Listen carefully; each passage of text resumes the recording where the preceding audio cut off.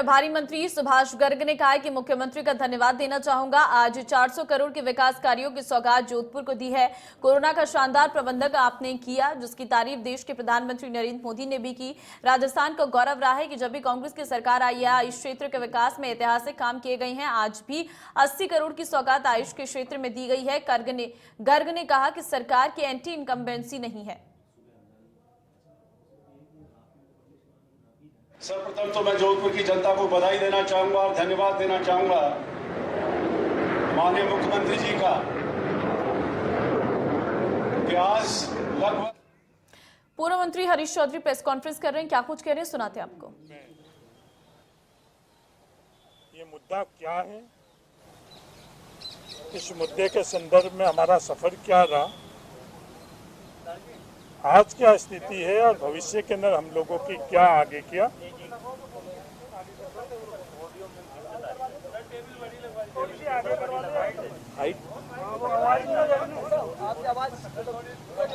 तेज बोलूं मैं, थोड़े तेज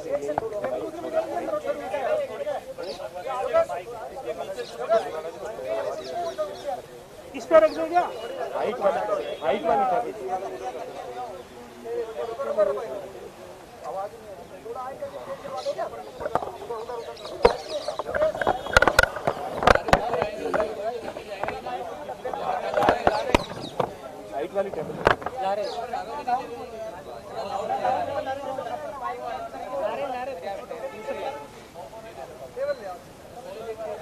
ये पहले नहीं देगा।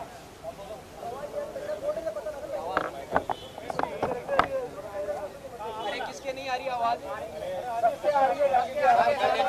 Continue, keep silence. लेके आ रहे थे टेबल।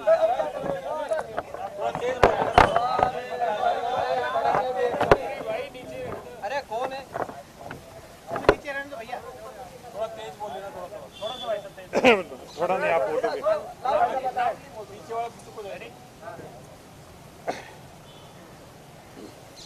नमस्कार, आप सबका इस प्रेस वार्ता में स्वागत है। आज की प्रेस वार्ता का मुद्दा है ओबीसी आरक्षण में विसंगतियों के संदर्भ में आज हम लोग बात करना चाहते हैं। ये मुद्दा क्या है, हमारा सफर क्या रहा इस आंदोलन का, आज क्या स्थिति और भविष्य में हम लोग किस दिशा में आगे बढ़ेंगे। ये मुद्दा क्या है, बड़ा दुर्भाग्यपूर्ण बात है कि आज हमें इस मुद्दा क्या है वो वापस से बताने की आवश्यकता पड़ रही है। निरंतर 18 अप्रैल 2022 से हम लोग आंदोलन कर रहे हैं, लगातार प्रेस कॉन्फ्रेंस कर रहे हैं। मैं खुद व्यक्तिगत तौर पर उस दिन से इस मुद्दे के संदर्भ में कई दफे बता चुका हूं, उसके बावजूद भी आज वापस सवाल उठ गया 9 तारीख को कि ये मुद्दा क्या है। इसके संदर्भ में कई प्रकार के सवाल उठे। हम लोगों ने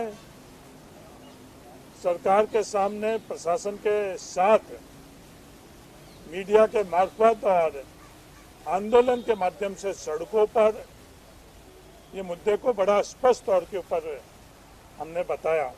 उसके बावजूद भी ये सवाल उठना दुर्भाग्य। 17 अप्रैल 2018 को राजस्थान सरकार ने एक परिपत्र जारी करके नियम बनाया पूर्व सैनिकों के संदर्भ में। राजस्थान के अंदर पूर्व सैनिकों का आरक्षण निर्धारित है। ज्यादातर नौकरियों में 12.5% है। अपवाद स्वरूप जो आरएस और अलाइड सर्विसेज है उसके अंदर 5% है।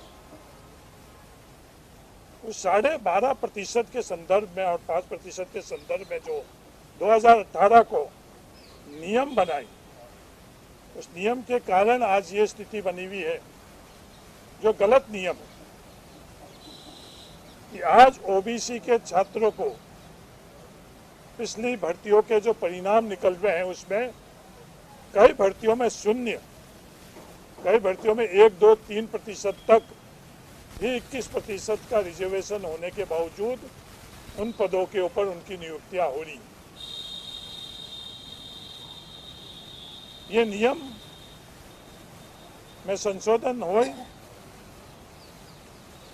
और नियम महिला आरक्षण के तर्क पर, जो हॉरिजॉन्टल आरक्षण है उसके तर्क के ऊपर भूतपूर्व सैनिकों का भी आरक्षण हो, ये हम लोगों की मांग है।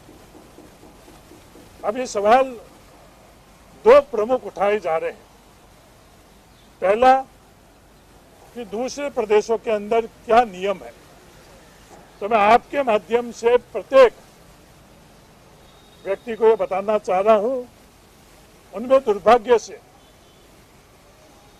जो नीति निर्धारक है उन लोगों को भी इसकी जानकारी नहीं है। उनको भी वापस मैं बताना चाह रहा हूं कि ये तमाम जो नियम बने हुए हैं, चाहे उत्तराखंड के नियम है, उसकी प्रति मेरे पास है, किसी को चाहिए तो मैं बता दूंगा। मध्य प्रदेश के नियम है, पंजाब के नियम है, हरियाणा का नियम है, एसएससी जो केंद्र सरकार के नियम है, मिनिस्ट्री ऑफ पर्सनल के ये नोटिफिकेशन है, उनके नियम, ये तमाम जो सेंट्रल गवर्नमेंट के डिपार्टमेंट है उनके भी यही नियम। तो सिर्फ ये राजस्थान में ही ये नियम के संशोधन के संदर्भ में ये बात हम लोग नहीं कर रहे हैं, देश में दूसरी जगह भी ये नियम है। तो ये जो सवाल उठाया जा रहा है, सर आपको इंटरप्ट कर रहा हूँ मैं स्वाभाविक रूप से, लेकिन एक बार आप ये बताइए कि मैं एक बार पहली बात कर लूँ, उसके बाद मैं आपके हर सवाल का जवाब दूंगा। तो ये सवाल उठाया जा रहा है। दूसरे ये सवाल उठाया जा रहा है कि भूतपूर्व सैनिकों के संदर्भ में लगातार हम लोग ये बात कर रहे हैं, नियमों के आधार पर कर रहे हैं, आंकड़ों के आधार पर कर रहे हैं, जो रिजल्ट आ रहे हैं उनके आधार पर कर रहे हैं। 12.5% भूतपूर्व सैनिकों के आरक्षण में एक पद भी इन नियमों के संशोधन की मांग के संदर्भ में उनका कम नहीं होगा। ये दोनों सवाल जो उठाए जा रहे हैं उसका व्यक्तिगत तौर पर मैं कहना चाहता हूं, ये दोनों का कोई भी आधार नहीं। इस मांग के संदर्भ में मैं व्यक्तिगत तौर पर खुद, जब कभी भी आप मांग के लिए अपना स्टैंड रखते हो तो आपका कर्तव्य बनता है कि एक तो फैसले करने वाले व्यवस्था से आप संवाद करो, और एक जिस संस्था से आप जुड़े हुए हो उस संस्था के मुखिया से आप बात करो। तो मैं कांग्रेस पार्टी से जुड़ा हुआ हूं। यहाँ के प्रदेशाध्यक्ष गोविंद डोटासरा जी से मैंने जाकर इस मांग के संदर्भ में बात करी। उनके जो भी डाउट्स थे वो नियमों और तर्कों के आधार पर मैंने वो बात उनको पूरी करी और उनसे सहमति ली कि कोई भी डाउट हो तो आप मुझे बताओ, नहीं तो आप सहमत हो या असहमत हो। राजस्थान के मुख्यमंत्री अशोक गहलोत जी, जिनके पास डीओपी विभाग भी है, मैं उनके पास लगातार इस मांग के संदर्भ में व्यक्तिगत तौर पर और आरक्षण संघर्ष समिति के साथ भी जाकर मैंने ये बात करी, एक दफे नहीं। आज मैं जब आपसे बात कर रहा हूं उससे पहले कम से कम 10 दफे मैंने बात की। नियम लेकर गया मैं, पहले तो मांग लेकर गया, मांग के बाद में उस मांग के संदर्भ में जो नियम थे वो सब नियम लेकर गया, और मैंने उनसे लगातार मांग करने के बाद में जब उनकी खुद की सहमति थी कि मांग आपकी जायज है, वो मांग जायज होने के बावजूद भी वो फैसला नहीं हो रहा था, ऐसा हमें आरक्षण संघर्ष समिति और मुझे व्यक्तिगत तौर पर महसूस हुआ। तो लोकतंत्र के अंदर दूसरा क्या माध्यम है, या तो मीडिया और सोशल मीडिया के माध्यम से हम लोग ये बात लोगों तक पहुंचाएं। आज भी जब मैं आपसे बात कर रहा हूं, ओबीसी वर्ग के लोगों को भी इस मुद्दे के संदर्भ में पूर्ण जानकारी नहीं है, ऐसा मुझे महसूस हो रहा है। तो हमने वो मुद्दा मीडिया और सोशल मीडिया के माध्यम से भी लोगों के बीच में लेकर गए और आंदोलन चाहे बाड़मेर हो, सूरतगढ़ हो, नागौर हो और शहीद स्मारक है, उसमें आंदोलन के माध्यम से सरकार के पास वो बात पहुंची। 4-5 दफे उससे पहले मुख्यमंत्री जी से भी मेरे इस बारे में बात हुई और उनकी खुद की सैद्धांतिक सहमति, ये मांग आपकी जायज है। मैंने जब नियम और ये सब उनको बताई, उसके बाद में शहीद स्मारक पर जिस दिन हमारा ये आंदोलन था, उस दिन हमारे को वहाँ बुलाया गया। उससे पहले मेरी कोई भी वार्ता नहीं हुई। व्यक्तिगत तौर पर मैं बड़ा पारदर्शी व्यक्ति हूँ कि जो भी बात है वो बड़ी ईमानदारी और स्पष्ट तौर के ऊपर करें। तो उस दिन हम लोग सीएमओ में गए थे, आरक्षण संघर्ष समिति और सीएमओ के अंदर प्रशासनिक अधिकारी और प्रदेशाध्यक्ष गोविंद डोटासरा जी। गोविंद डोटासरा जी को हम लोगों ने नहीं बुलाया, सरकार ने गोविंद डोटासरा जी को उस दिन बुलाया और वो भी उस कक्ष में मौजूद थे। और जब ये वार्ता हुई, उससे पहले भी वार्ता आरक्षण संघर्ष समिति की हुई, उस दिन सिर्फ प्रशासनिक अधिकारी थे। उस दिन उन्होंने जो भी सवाल किए, उनके हर डाउट को हमने क्लियर किया, नियम बताए हमने और जो दूसरी जी का व्यवस्था वो बताई, डीओपी सीएमओ के अधिकारी उनसे। और फिर अगले दफे हमने जब यह शहीद स्मारक पर आंदोलन था, उस दिन हम लोगों की वार्ता हुई। हम लोगों ने ये मांग नहीं रखी कि 48 घंटों के अंदर आप लोग प्रशासनिक स्वीकृति का आदेश करो।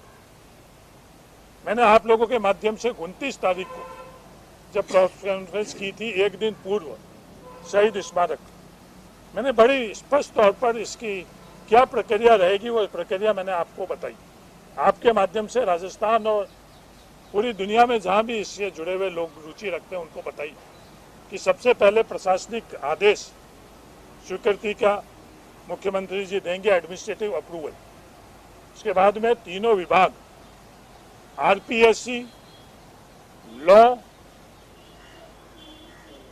और डीओपी, इन तीनों विभाग से अप्रूवल होगी और उसके बाद में कैबिनेट में आएगा। हमने 30 तारीख के आंदोलन के दिन भी बड़ी स्पष्ट और ईमानदारी से ये बात की कि हमें सरकार ने 48 घंटे के अंदर प्रशासनिक आदेश अप्रूवल के देगी, ये बात रखी है और आगे की प्रक्रिया वो जल्दी ही पूर्ण कर और आदेश में तब्दीली करेंगे। उस दिन भी हमने कोई उनके सामने समय सीमा आगे की तय नहीं करी कि आगे की समय सीमा क्या रहेगी। जो बात हम लोगों से उस दिन हुई, उस बातों के अनुसार ही उन्होंने 48 घंटे के अंदर एडमिनिस्ट्रेटिव अप्रूवल मुख्यमंत्री जी के खुद ने की। जब कोई एडमिनिस्ट्रेटिव अप्रूवल करता है कोई भी संस्था में बैठा हुआ व्यक्ति, तो उसकी नैतिक जिम्मेवारी बनती है कि उसको वो ऑन करे, वो सभी नियम और प्रक्रियाओं को जानता है और उसके बाद में वो सहमत होता है जब ये एडमिनिस्ट्रेटिव अप्रूवल करते हैं।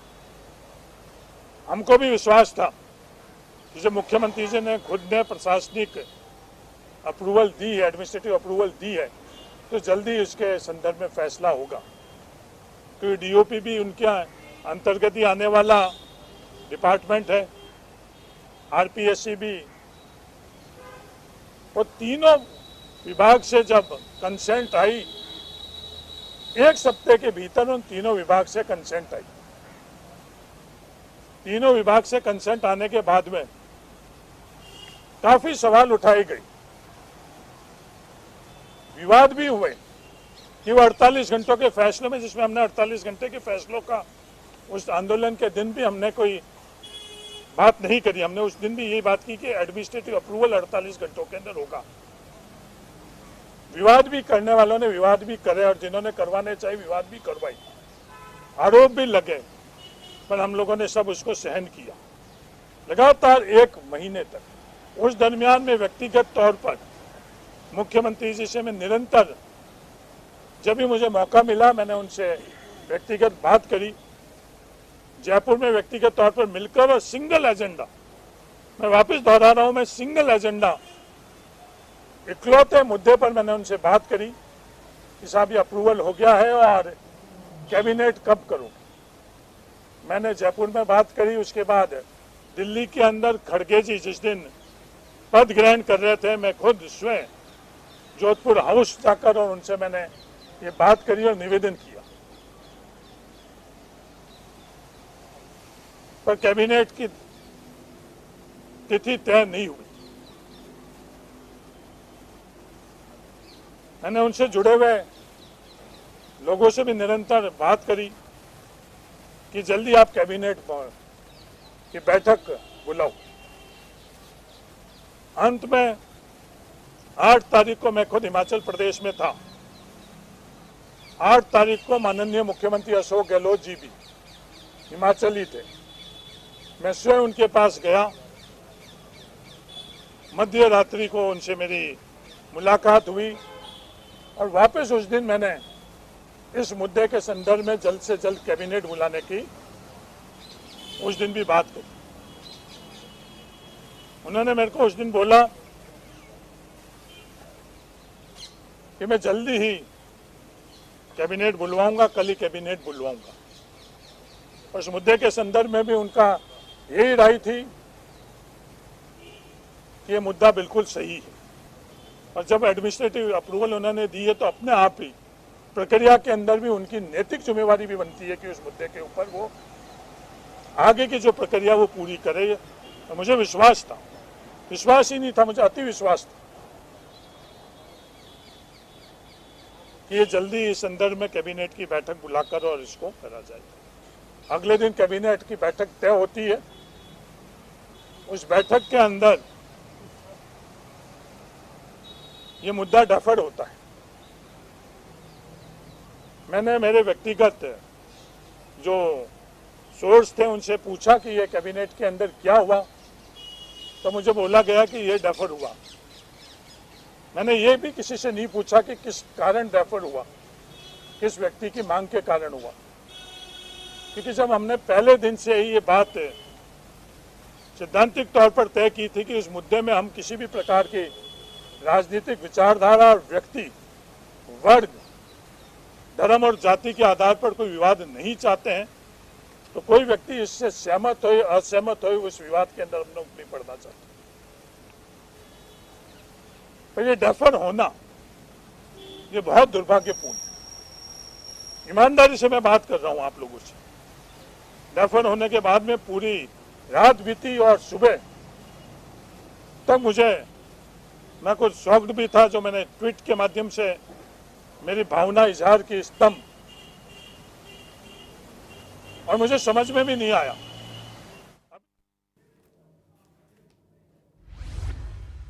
चलिए यहां वक्त एक छोटे से ब्रेक का है, फौरन लौटते हैं।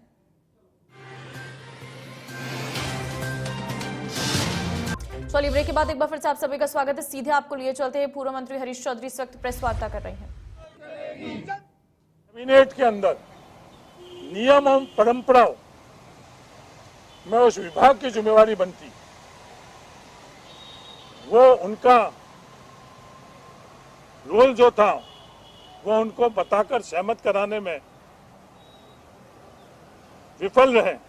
वो रोल भी हम लोग अगर वो चाहते हैं तो वो भी एक प्रत्येक कैबिनेट के सदस्यों के पास जाकर हम लोग बताएंगे। किसी का नुकसान नहीं हो रहा इसमें। ये जो भ्रांतियां फैलाई जा रही है, हमारे किसी के साथ संघर्ष नहीं है, कोई विवाद नहीं है, वो भी हम लोग आने वाले समय के अंदर हम लोग करेंगे। अगर इसमें हम लोग असफल रहे तो अंत के अंदर हमारे पास कोई भी जरिया नहीं है कि आंदोलन हम लोग लोगों के बीच में और सड़कों पर लेकर जाएंगे। हमारे को यही सिखाया गया है, अगर आप सही हो तो डरो नहीं। हम आरक्षण संघर्ष समिति से जुड़े हुए हर व्यक्ति ये मानता है कि हम सही हैं, इसलिए हम डरेंगे नहीं। अपनी जायज मांग सही तरीके से हम लोग पहला कदम कैबिनेट के तमाम सदस्यों से हम लोग वार्ता करेंगे, उनको समझाएंगे। संगठन के अंदर मैं जुड़ा हुआ हूं तो मैं व्यक्तिगत तौर पर प्रदेशाध्यक्ष से मिल चुका हूं, पूर्व प्रदेश अध्यक्ष सबसे मैं मिलकर ये बात करूंगा और ये जल्दी हम लोग फैसला करवाएंगे। ये फैसला जायज है, इसलिए फैसला जल्दी होना चाहिए। 1.5 लाख भर्तियां राजस्थान के अंदर हो रही है। इस नियम से हजारों छात्रों के भविष्य से खिलवाड़ हो रहा है। हम मौन होकर और देरी करवाकर उनके साथ धोखा नहीं कर सकते। कई मेरे मित्र ये भी बात कर रहे हैं, साहब आपको चिंता किस बात की है? मुख्यमंत्री जी खुद इस वर्ग से आते हैं तो आपको न्याय मिलेगा, इतना तो आप विश्वास रखो। जो उनसे सहमत नहीं लोग हैं, चाहे वो प्रशासनिक अधिकारी है, कि साहब ये एक पारंपरिक तरीका है कि कोई भी मांग है वो धीमे धीमे डाई डाउन हो जाती है। मैं मारवाड़ से आता हूं। हमारे मारवाड़ के अंदर सबसे बड़ी त्रासदी मेहरानगढ़ दुख्यांती हुआ। आजाद भारत के अंदर उससे बड़ी कोई भी हादसा नहीं हुआ। उसके संदर्भ के अंदर पूरी भी जो आयोग बना, आयोग के संदर्भ में सब जो प्रक्रिया हुई, और वो मुद्दा आज धीमे धीमे डाई डाउन हुआ है लगभग। तो मैं उन लोगों को कहना चाहता हूं, ये ओबीसी की विसंगतियों का मुद्दा डाई डाउन नहीं होगा, चाहे हम खुद व्यक्तिगत तौर पर हरीश चौधरी खुद विलुप्त हो जाए, पर ये मुद्दा डाई डाउन नहीं होगा। हरी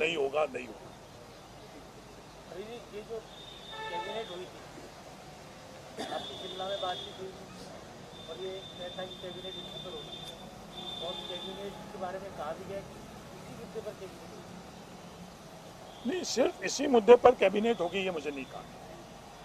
कैबिनेट होगी और कैबिनेट में ये मुद्दा भी रहेगा। सिर्फ शिमला नहीं, शिमला से पूर्व में कई दफे मुख्यमंत्री जी से निजी तौर पर मिला। मैं दिल्ली में भी मिला, मैं जयपुर में भी मिला। तो कैबिनेट होना और कैबिनेट के अंदर डिफर होना, मैं ईमानदारी से वापस कहना चाहता हूं, मैं 89 से राजनीतिक क्षेत्र के अंदर हूं। पहला चुनाव मैंने 89 में छात्र संघ का लड़ा। 89 से पहले मैं अशोक गहलोत जी को जानता हूं। उनके गृह जिले के अंदर ही मैं रहता हूं, उनके पड़ोस के अंदर रहता आ रहा हूं। और ये डेफर्ड डाउन क्यों किया, ये मेरी समझ से परे। इसमें किसका फायदा? किसी वर्ग का फायदा, राज्य का फायदा, कांग्रेस पार्टी का फायदा? इस डेफर्ड डाउन करने से किसका फायदा, ये मुझे समझ में नहीं आ रहा। नहीं, क्रेडिट तो मैं पहले दिन से कह रहा हूं। क्रेडिट की राजनीति, इसके अंदर अगर किसी को क्रेडिट लेना तो पहले दिन से कह रहा हूं। ये मांग श्वासनी करने से पूर्व मैंने मुख्यमंत्री जी से व्यक्तिगत तौर पर भी वो पूरी बात करी। ये अप्रैल को जब मैं सड़क पर उतरा, उससे पहले ये फैसला कर देते।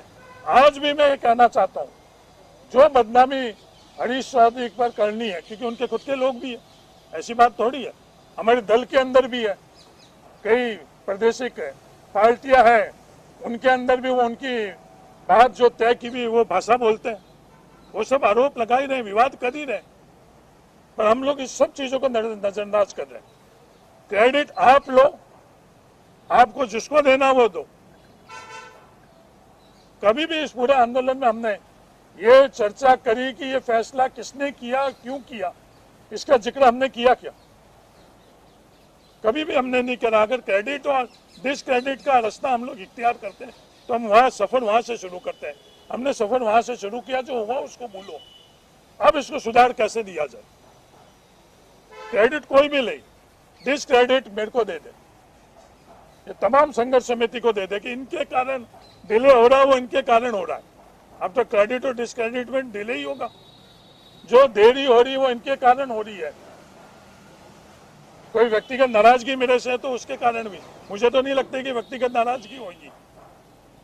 10 तारीख को कैबिनेट डिफर होने से पहले, उस समाचार से पहले मुझे बिल्कुल भी ऐसा महसूस नहीं हुआ कि व्यक्तिगत तौर पर मेरे से कोई भी नाराजगी हो सकती है, असहमति हो सकती है। हाँ, कैबिनेट डिफर होने के बाद मैंने जो ट्विटर के माध्यम से बात करी, मैंने 3 बात करी कि मैं स्तंभ हूं, शॉक्ड हूं कि अब मेरे सामने भी कई सवाल खड़े हो रहे हैं। क्या चाहते हैं ये भी मुझे समझ में नहीं आ रहा।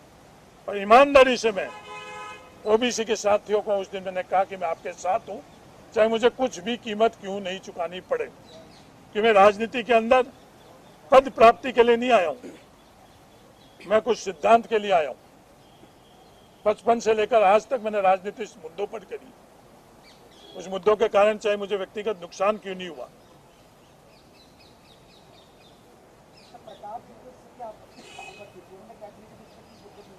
नहीं, मैंने उनसे ये बात नहीं कही। मैंने देखो, कैबिनेट के अंदर जो कुछ भी होता है वो सीक्रेट होती है, वो गोपनीयता होती है। तो मैं उनसे ये पूछकर कि कैबिनेट के अंदर आपकी क्या राय थी, वो गोपनीयता के अंदर मैंने सिर्फ ये उनसे बात करी कि इस मुद्दे के संदर्भ में कोई भी डाउट हुई आप तो आप मुझे बताओ, मैं स्वयं आपके घर पर आ जाऊंगा। तो ये कहीं भी हमारा आपस का टकराव नहीं है। ये जो आपस का टकराव बता रहे हैं, उनका मकसद और मंशा क्या है वो अलग बात है। ये कोई जाति की बात नहीं है, ये कोई वर्गों का टकराव नहीं है, जातियों के टकराव नहीं है। इस फैसले से प्रोपोर्शनेट, अनुपातिक तौर पर सबको फायदा होगा। मैं वापस दोहरा रहा हूँ, इस प्रावधान के अंदर ईडब्ल्यूएस का भूतपूर्व सैनिक है, वो मेरिट से वंचित है तो उसको भी फायदा होगा। एससी का भूतपूर्व सैनिक है, उसको भी फायदा होगा। एनबीसी का भूतपूर्व सैनिक है, उसको भी फायदा होगा, एसटी को भी होगा। आप बता दें सिंपल टर्म्स में कि आप चाहते हैं कि 12% जो कोटा है एक्स सर्विस में वो हटाया जाए, उसको थोड़ा सिंपल टर्म्स। हाँ, मैं बिल्कुल 2017 के सर्कुलर का। हाँ, मैं आपको उसको बड़ा सिंपल तौर पर बताऊं। क्या स्टेटस था उससे पहले, इस सर्कुलर के बाद में क्या स्टेटस हुआ, उसको थोड़ा निश्चित 2018 से पहले एक्स सर्विसमैन के संदर्भ में कुछ क्लियरिटी नहीं थी। जो विभाग चाहता था अपने विभाग के उसी के अनुरूप भर्ती कर लेता था। 2018 के अंदर उस सर्कुलर के माध्यम से ये प्रावधान बना कि एक्स सर्विसमैन की मेरिट अलग से बनाई जाए, उसको वर्गों में नहीं बांटा जाए।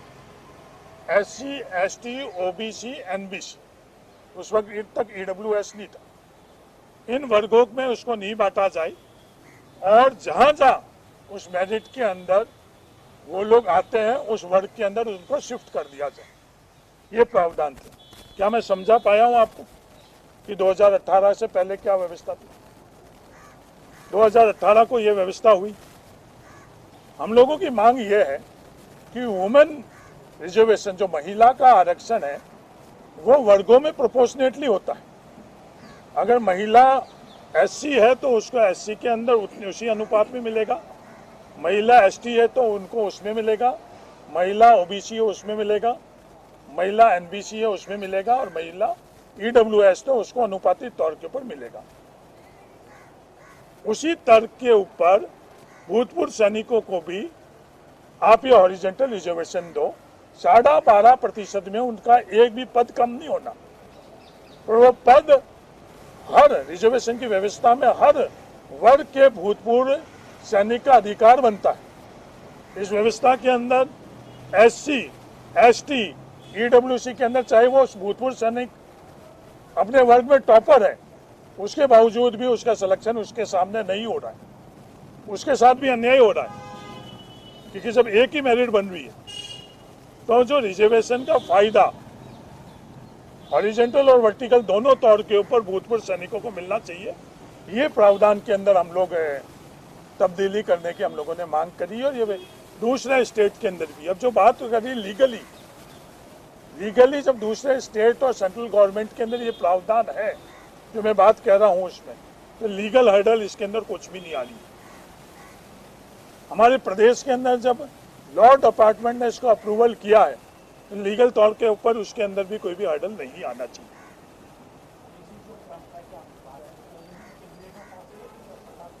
है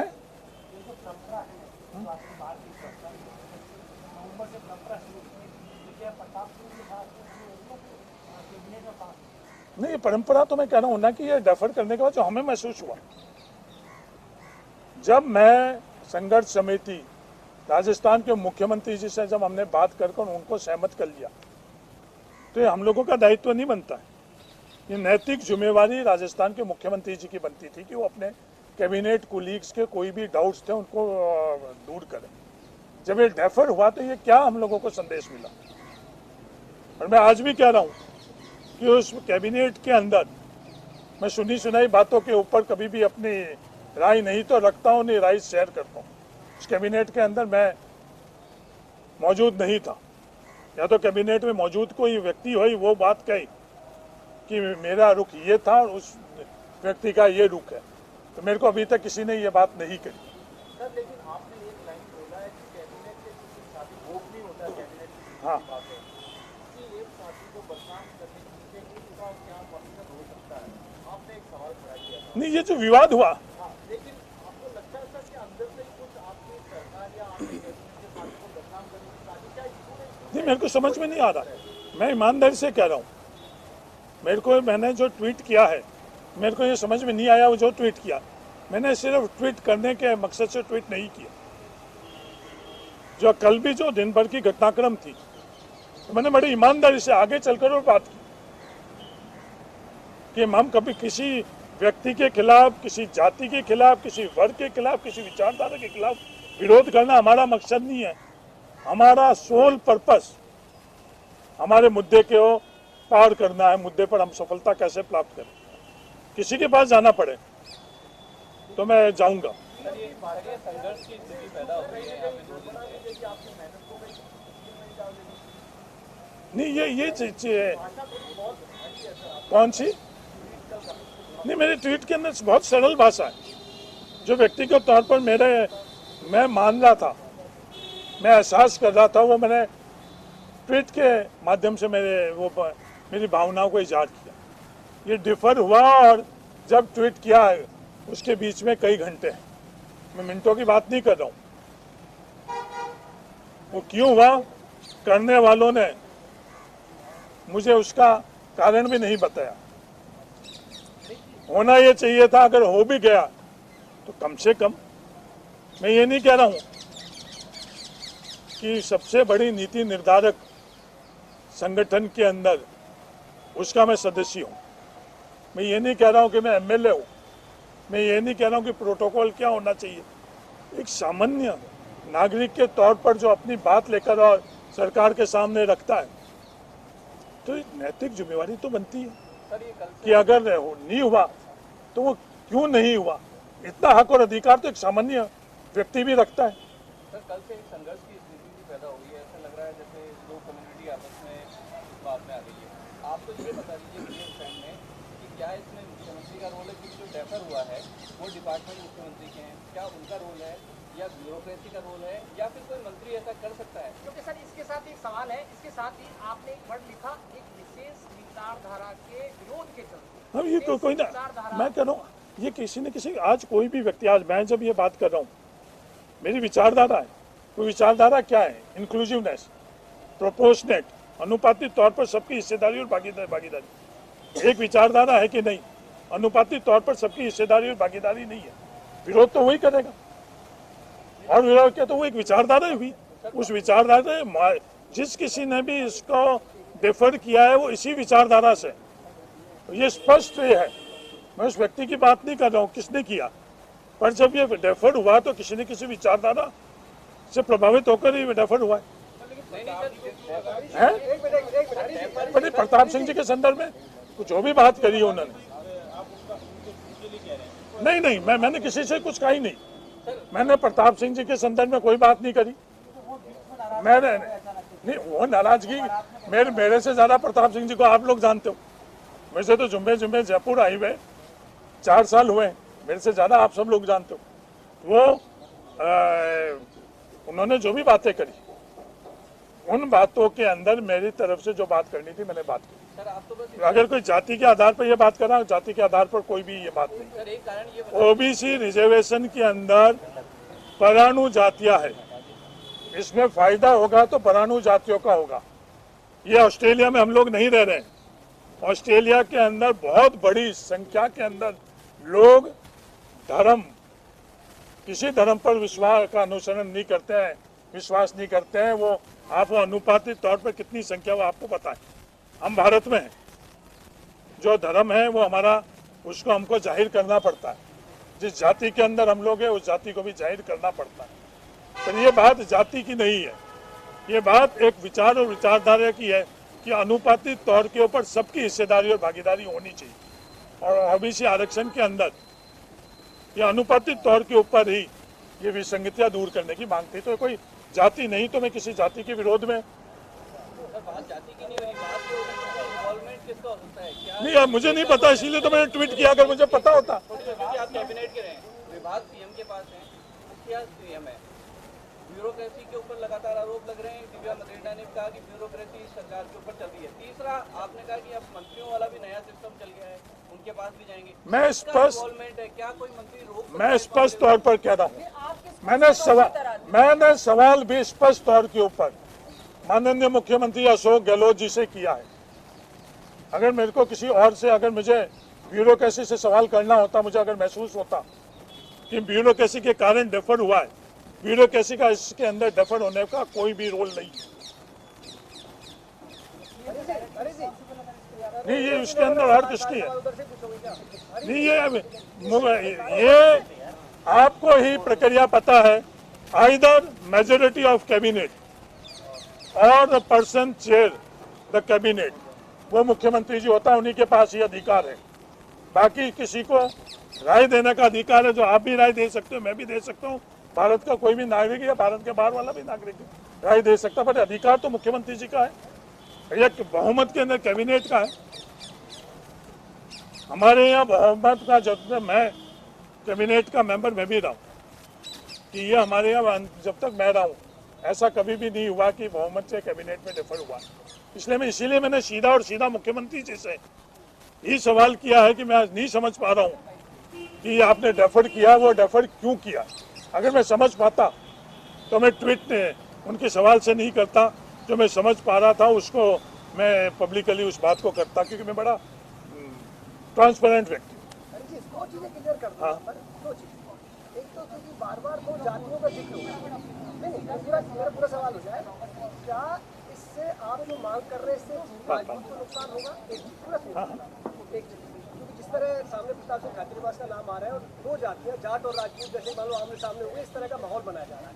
तो नंबर वन तो ये समझना चाहता हूँ कि आप जो मांग कर रहे हैं क्या उससे राजपूत को नुकसान होगा? दूसरा, क्योंकि आप ये कह रहे हैं कि कैबिनेट में जो फैसला हुआ है वो सीएम के बिना नहीं हो सकता, तो क्या इसकी वजह, क्योंकि लंबे समय से आपको पायलट खेलने का बहाना जा रहा है, ये वजह ध्यान में रखते हुए, क्योंकि इसका क्रेडिट आप नहीं ले जाए, पायलट को फायदा नहीं हो जाए, लिहाजा पास नहीं होने दिया, इन दोनों तथ्यों को साथ करना। ये मुझे एक नया ही ज्ञान मिल रहा है। ये जो ब्रह्म ज्ञान एकदम मिला वो अभी मुझे नया ही मिला। मैंने बड़ा स्पष्ट तौर पर मेरी जो स्टैंड है कि मैं कोई भी पॉलिटिकल अलायंस और पॉलिटिकली इसमें इस मुद्दे को शामिल नहीं करूँगा। मैं किस खेमे का हूँ, किसका नहीं हूँ, इसके संदर्भ में कभी बात करनी है तो अब आगा। मेरा स्पष्ट तौर पर ये सार्वजनिक तौर पर है कि मेरा कोई भी खेमा नहीं है। मेरा इकलौता खेमा है कांग्रेस पार्टी। और ये नई चीज़, आप अगर आपको आकलन ये है तो मैं आपके आकलन का अधिकार आपको है, वो उसका वो भी मैं नहीं कोशिश कर रहा। दूसरी ये बात, आपका दूसरा सवाल है, नहीं मैं कह रहा हूँ ये अधिकार, ये खेमे की बात तो आप कर, ठीक है ना। उसके संदर्भ में तो मैंने पहले भी कई दफ़े हुआ, और मुझे लगता है कि हर समझदार आदमी को पता है कि मैं किसके खेमे को हूँ। मेरा इकलौता खेमा वो है। ये नई कोई चीज़ हुई तो अलग बात है।